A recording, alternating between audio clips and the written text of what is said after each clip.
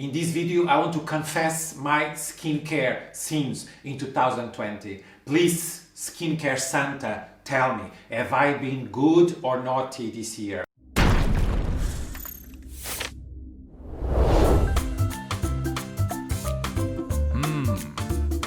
Oh! Hello skincare people, Custodio here, the Age Traveler in the channel program You've Been Fooled, shaking up skincare ideas, see if they stand, ask the question, or is that skin wanted, just before marketing got in the way. Today, this video, which I'm shooting a few days before Christmas and which will go up the 25th of December, I thought to do something very light-hearted and basically to confess my skincare sins, asking Santa if I'm gonna get lucky, if I'm gonna get any present this year, because maybe I've been very, very naughty. And for that, I have this code, have I been good or have I been naughty? So basically, what I want to say is that we all on YouTube tend to talk as if we know something. And I think I know something after 30 years about skincare, but my idea it's always to share this point of view, expose my reasonings, and basically allow you to have a responsible understanding what's really important about skincare, what's exciting about skincare, and what works in the end. But at the same time, being a human being, I want to say it very loud that I fall myself into a lot of you've been fools. Just that maybe not so much I've been fooled by others, I'm being fooled by myself. And by others as well, because I'm not necessarily smarter than they are. So I thought it could be fun, light-hearted, to just in a very short video share with you guys the things I confess I feel guilty about in 2020. So my heart is still red, but now my heart is broken. Sin number one. I talked about this before and I'm gonna confess it again. This is Lush, this is Oat Fix, which is this almost do-it-yourself type of mask with a lot of oats, a lot of banana, a lot of honey and sugar. And the reason why I confess this sin is because I don't believe for a second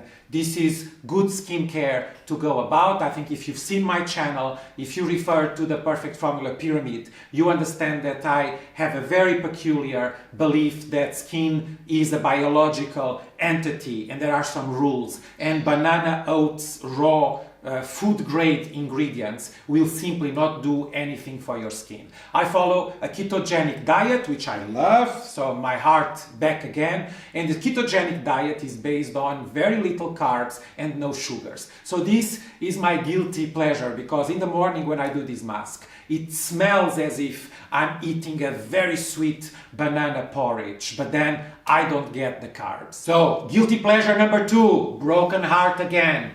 Kiehl's, their iconic calendula toner, not my favorite type of product. Of course, it's always very catchy that you have the suspension of petals. This is one of their best sellers. Maybe you've tried Kiehl's and you like it. For me, this type of formulation speaks of a certain era where we understood less about our own skin biology. I think there might be many more exciting toners. Maybe I should do a video about that. I'm big on toners, I love toners, and I know it's a product category which often gets bad PR as not being necessary and not being useful. But why do I say this is a sin I need to confess? Because, of course, I didn't buy it because of the formulation. I bought it because of the packaging. It's this Christmas limited edition from Maite Frenchy, which is a French illustrator from Lyon, and I love her work and the fact that all the labels and the shopping bags and the Christmas kits have her illustrations made me fall for it. So listen to me, the Age Traveler, which speaks about what is that skin wanted before marketing got in the way, and then here I am buying a limited edition just because I like the packaging. 2 times broken heart then.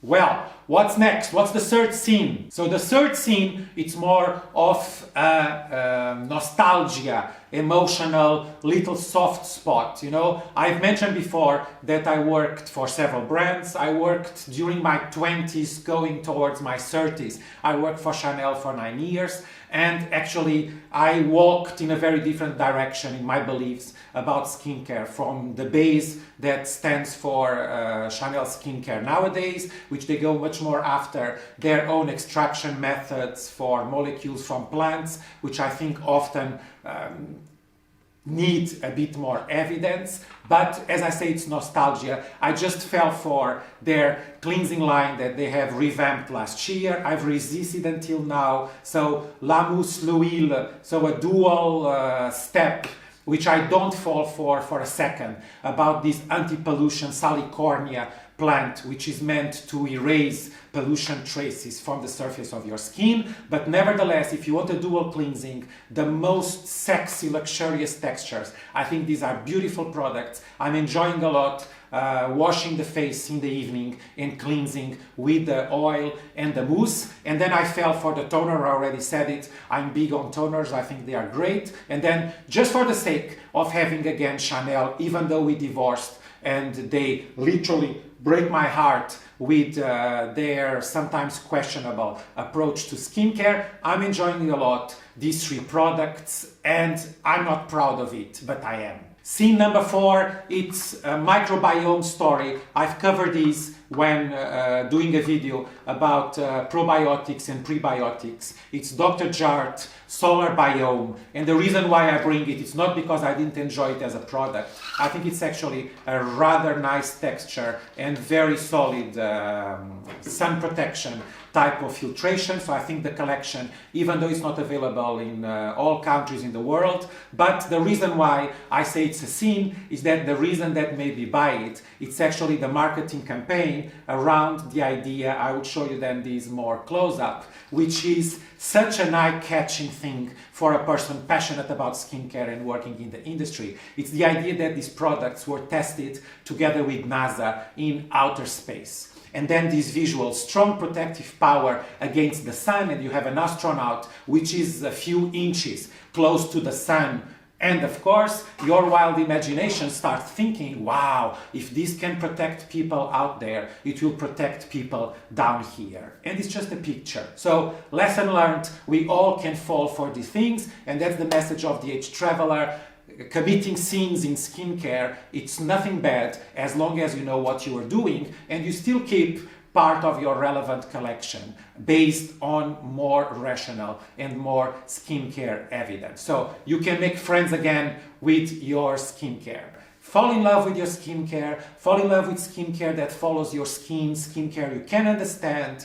From times to times, do the most wrong thing, but then lock it in the closet just because you deserve it, just because it's fun. It doesn't have to ruin your learning curve and your wiser growing as a human being. So best wishes. I hope this Christmas, despite of all the limitations that we are facing in different parts of the world, it's really fulfilling a sense of well-being with your family, with your friends. I actually, still in Switzerland, flying to Portugal from my homeland where I have most of my animals. A lot of surprises for next year at the Age Traveler. I'm going to do a different series about skincare, a series about fragrances, and maybe a series about all my animals and all my passions, because you will be surprised to know how many animals I have. So, question mark for next year. Say no to boring skincare, say yes from times to times, but then heal your heart with the good stuff. See you next year. Ciao.